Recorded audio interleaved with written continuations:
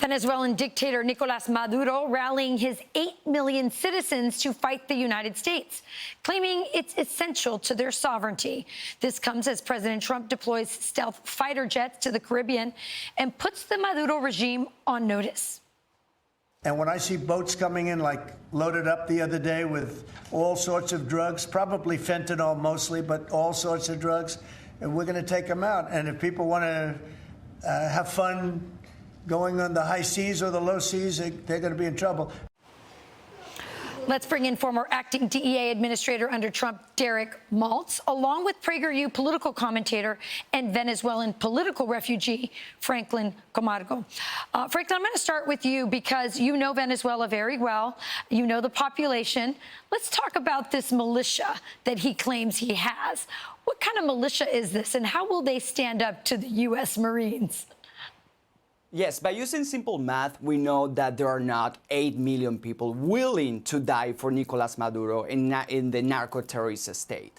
Before the refugee crisis, the Venezuelan population was around 30 million. 30 million Venezuelans in Venezuela. 15 years later, we know that around 25% of the population have escaped, have left the country. So in the last election in July 2024, the elections that Maduro stole, we know that he really got around 3 million votes. So are we saying that 3 million Venezuelans are willing to vote for him? Only 3 million, but 8 million Venezuelans are willing to die for him and for a narco-terrorist regime? So by looking at the numbers, we know this is not real. Maduro is desperate, and he's desperate because he knows he's facing the most powerful country in the world. Yeah, I think his militia is also very hungry these days. And even if you included those numbers, there's a lot of old people in there. They're the ones who couldn't leave the country as easily as some of the younger people. So this militia is a joke. And by the way, social media is having a lot of fun in Venezuela with the pictures of the militia. Yes. So let's move to Derek, because Derek, I'm seeing 10 F-35 fighter jets that have gone into Puerto Rico to assist the fleet of destroyers that are out there. We know there's 4,000 Marines. Tell me if I'm wrong as I assess this. This isn't just, we don't need this force just to stop the drugs and the ghost ships of oil going out. Clearly that's stopping because of that presence, and they're not able to fund the regime the way they used to because of that. But it's also putting pressure on Maduro. But I think it may be a message to his inner circle as well, because doesn't that presence of the United States make it easier for someone in his inner circle to take the $50 million reward and turn him in when American forces are right there ready to help receive him?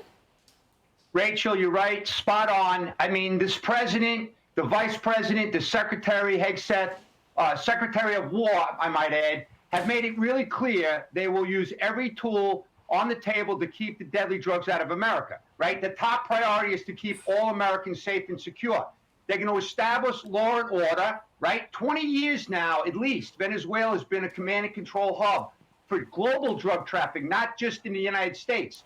The leaders in the government of Venezuela have formed this deadly alliance, this dangerous alliance with the terrorists. So, of course, President Trump is brilliant in how he's putting the pressure on the entire regime. They're going to roll. He's going to be out of action soon, one way or another.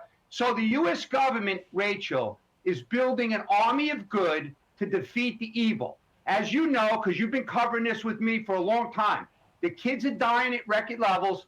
The consequences must be severe. We've never had a terrorist killing this amount of Americans in the history of the United States. So enough is enough. And thank you to this administration. We're finally seeing some progress.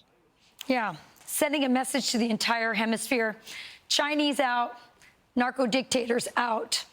There's a new sheriff in town. This will be the president's greatest foreign policy legacy, if he is able to do this. And I don't think there's any doubt something's about to happen. All right, Derek Maltz, Franklin Camargo, great insight. Thanks for joining us. Thank you. Thank you.